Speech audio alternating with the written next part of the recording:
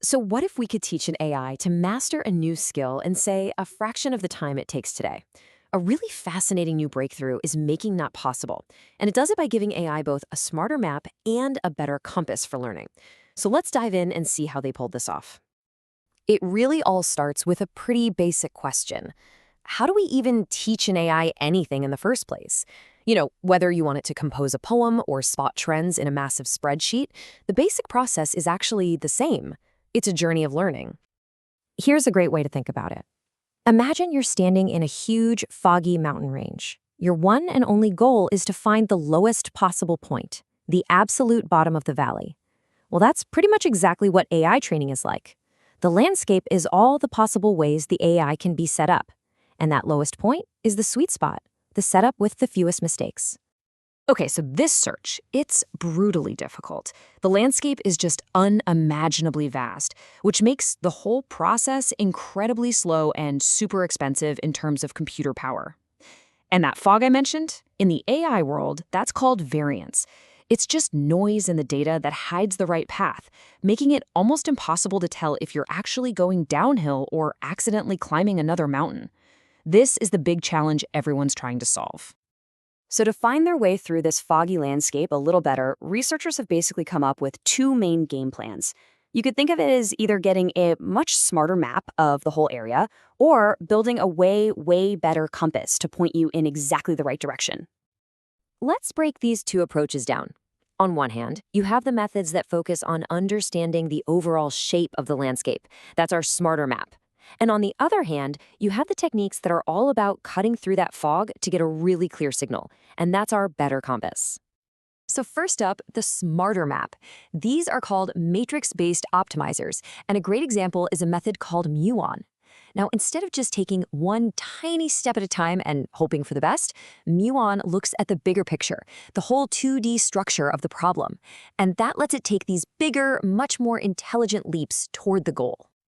And then you've got the other approach, the better compass. This is known as variance reduction, and the poster child for this technique is an optimizer called Mars. Mars is designed to do one thing and do it incredibly well: filter out all that noisy fog. By canceling out the random junk, it gives you a much clearer, more stable signal of which way is truly down. Okay, so you've got this great map, and you've got this awesome compass. The obvious question is, why not use both? What if you could combine them to get the best of both worlds? And that is exactly the question this research paper sets out to answer. The whole goal was to see if they could create a single, unified optimizer that has the strengths of both of these really powerful ideas. But, it's never that easy, is it? Here's the catch. Turns out just mashing these two ideas together, well, it didn't really work. The paper mentions that earlier attempts to do this, like a method called Mars shampoo, just didn't perform as well as they'd hoped. They were actually worse than simpler methods. So this was a big, unsolved problem. And this is where our breakthrough comes in. The researchers came back with a big yes to that question, and they called their solution the Mars M optimizer. Mars M is the magic bullet here. It's the thing that finally, successfully combines that noise-canceling compass from Mars with the super smart map from Muon.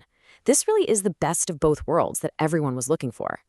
So how does it actually pull this off? Well, the process is actually pretty slick. At every single step of the journey, MarsMar first uses its Mars part, the compass, to get a really clean and noisy-free idea of which way the slope is heading. Then, once it has that crystal clear direction, it uses its Muon part, the map, to take a big, confident, intelligent step that way. All right, so the idea sounds amazing on paper. But you know what really matters? Does it actually work in the real world? Well, the researchers put MarsM through its paces, both in theory and in practice. Let's take a look at the proof. So first up, let's look at the theory. See, in the world of AI research, you can actually create a mathematical proof for how fast an optimizer learns. They call it the convergence rate, and it's basically a guarantee for how quickly you're going to find that sweet spot in the valley.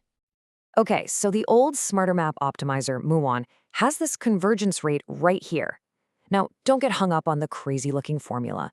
Just think of this as the official speed limit for how fast Muon can possibly learn. This is our starting point. And now, here's the new speed limit for Mars MEM. I know, it might not look like a huge change, going from a power of -1/4 to -1/3. But trust me, in the world of math, this is a huge deal. It's proof positive that this new method is just fundamentally faster. Okay, but a proof on a blackboard is one thing. The real acid test is training an actual massive AI model, right? So that's exactly what the researchers did. They trained up several versions of the GPT-2 language model to see how Mars M stacked up in a real competition. And here are the results. This chart shows something called validation loss. All you need to know is lower is better.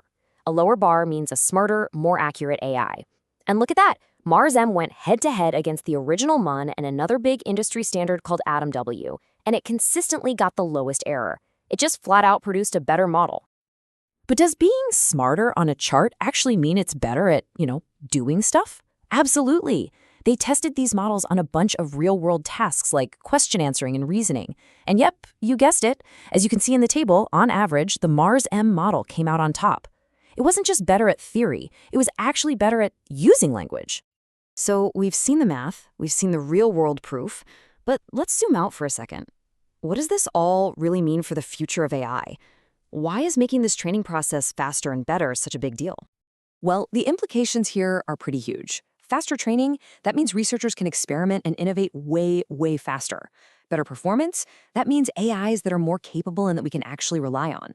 And more efficiency, that's a game changer. It means we can build these incredibly powerful models using less energy and less money, which makes advanced AI accessible to a lot more people.